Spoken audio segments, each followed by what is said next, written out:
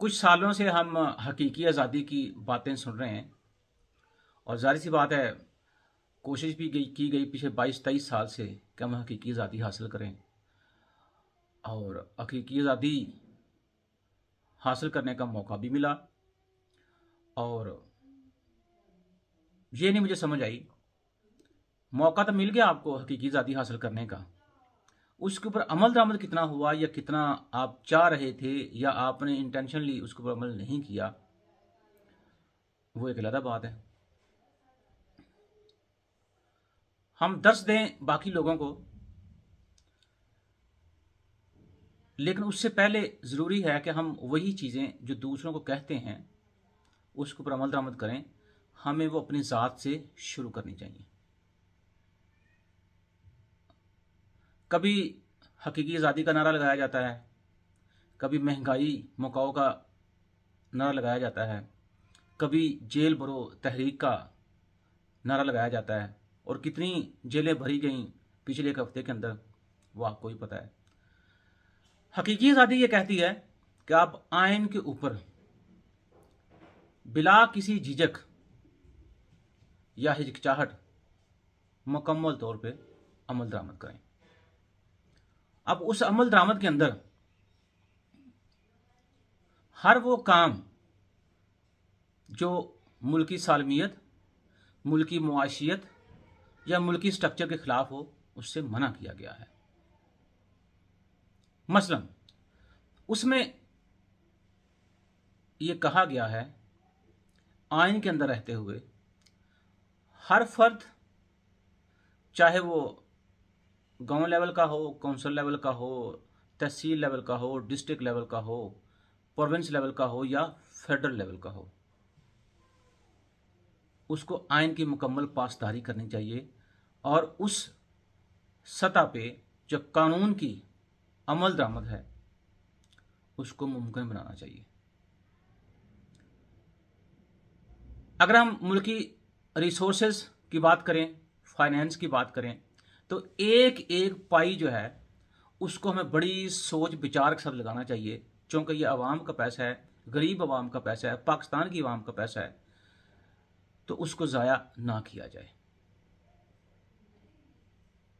अब ये नहीं कि आप 7-7 सीटों या 7-7 नेशनल असम्बली की सीट से इलेक्शन लड़ें और बाद में कोई एक सीट रखें। तो नॉर्मली एक नेशनल असम्बली की सीट के ऊपर 6 से 8 करोड़ रुपया इलेक्शन कमीशन का खर्च होता है। तो अगर 8 सीटों के ऊपर आपने इलेक्शन लड़ा तो हम मिनिमम की बात करते हैं 64 करोड़ लगा, उसमें से एक सीट आपने होल्ड की, बाकी सीटें आपने छोड़ दी और वो खाली हो गई। अब 64 करोड़ में से अगर 8 निकाल लो तो बाकी 56 करोड़ को ज़ाया किया। क्या वाकई आपने जो आपकी हकीकी आज़ादी थी उसकी अलमबरदारी को पूरा किया या आपने उसके ऊपर अमल दरामद किया? कतई नहीं। जिस दिन ऐलान हुआ था या लाहौर से जेल भरो तहरीक का आगाज हुआ था, स्टॉक मार्केट के 54 अरब रुपए डूब गए। ये मैं रफ सी बातें बता रहा हूं। तो पहले 54 करोड़ का आपने नुकसान किया, अब 54 अरब डूब गए आपके इस एक अमल की वजह से। क्या यह हकीकी आज़ादी की तरफ लेके जाता है आपको? कतई नहीं। हर रोज़ कोई ना कोई बयान देते हैं, उसकी वजह से मुल्क का नुकसान होता है। क्या यही हकीकी आज़ादी है? बिल्कुल नहीं। अब अगर हम मौजूदा गवर्नमेंट की तरफ आ जाएं तो इस गवर्नमेंट ने भी किफ़ायत शरी मुहिम जो है उसका ऐलान किया है और साथ ये कहा है कि जो हमारे वफाकी वज़रा या जितने वज़रा हैं वो तनख्वाहें नहीं लेंगे और जो उनको सब्सिडी दी जा रही हैं वो भी वापस ली जाएंगी और जो उनको मरात या और बहुत सारे इंसेंटिव जो हैं वो भी वापस लिए जाएंगे। अब वो कितनी जल्दी इसके ऊपर अमल दरामद होता है, तो क्या ये भी हकीकी आज़ादी के ज़ुमरे में आता है? हाँ, अगर आप मुकम्मल तौर पे जो भी किफ़ायत शरी मुहिम आपने शुरू की है उसके ऊपर अमल दरामद होता है, तो मैं समझूंगा कि हाँ जी, अब आइन की जो है ना वो पासदारी हो रही है।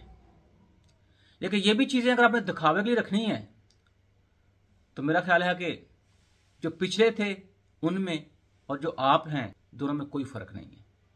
वजह, क्योंकि दोनों ही अगर आइन के ऊपर मुकम्मल तौर पे अमल दरामद नहीं करते या आइन की पासदारी नहीं करते, तो फिर चेहरे चेंज करने से तो कुछ नहीं होता।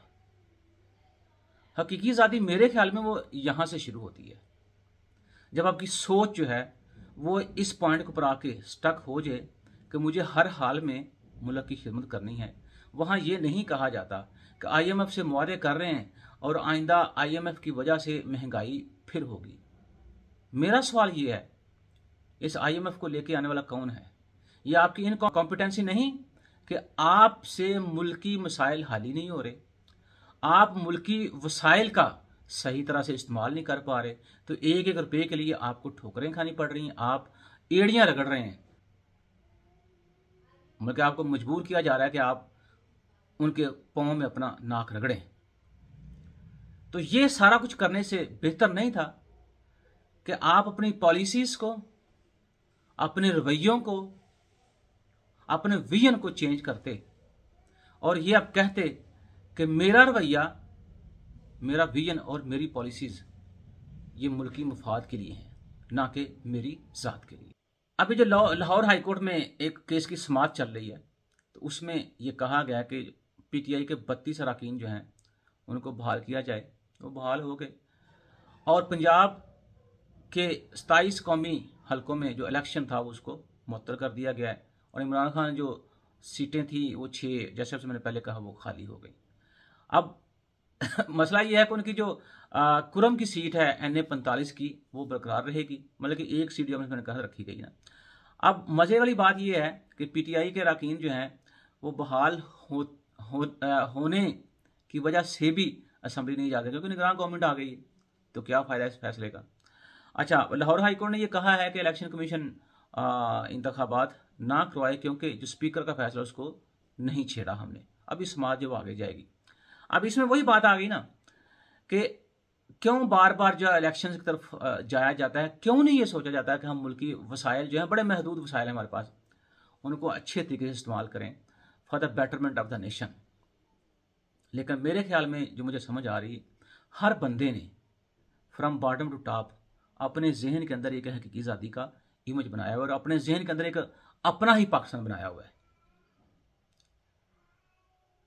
अब आवाम को ये कहते हैं खाना कम खाएं, आवाम को ये कहते हैं चाय के अंदर चीनी कम पिएं, आवाम को ये कहते हैं जी आप चीनी कम इस्तेमाल करें, चाय का भी कम इस्तेमाल करें।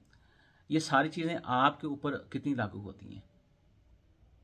आवाम को अब तब कहें, यह भी हकीकी आज़ादी के ज़िम्मे में आता है, आवाम को अब तब कहें जब आप आवाम के सामने अपनी एग्जाम्पल पेश करें। इस कफ़ायत शहरी की मुहिम में जो पहला कतरा है वो हमारे वफाकी वज़ीर मौलाना असद महमूद साहब हैं, जिन्होंने लैंड क्रूज़र वापस कर दी है। अब इसमें लैंड क्रूज़र वापस किया उन्होंने। अगर वो इस साथ ये भी ऐलान कर देते कि ठीक है जी, मैं पार्लियामेंट लॉजेस के अंदर अगर वो रह रहे हैं, मैं नहीं रहूँगा, वो साथ ये भी ऐलान कर देते कि जी इस लैंड क्रूज़र के अलावा जो इंसेंटिव हैं जो मुझे मिल रहे हैं, मैं वो भी नहीं लूँगा, तो मेरे ख्याल में मैं उनको सल्यूट करता। लेकिन सल्यूट उनको मैं अभी भी कर रहा हूँ। चलें, कुछ तो जो है वो भी हकीकी आज़ादी के मतलब को समझें। तो चीज़ों को अगर आप अच्छे तरीके से समझें, आप अल्लाह ताला की ज़ात के ऊपर इत्तफा करें और मुकम्मल तौर पे आप लोग उस आज़ादी का जो मानी है उसको समझें और आइन के अंदर रहते हुए आप उसकी पासदारी करें, उसको इम्प्लीमेंट करें, तो मेरा ख्याल है कि हर पाकिस्तानी आपको सल्यूट करेगा। खुदा हाफ़िज़।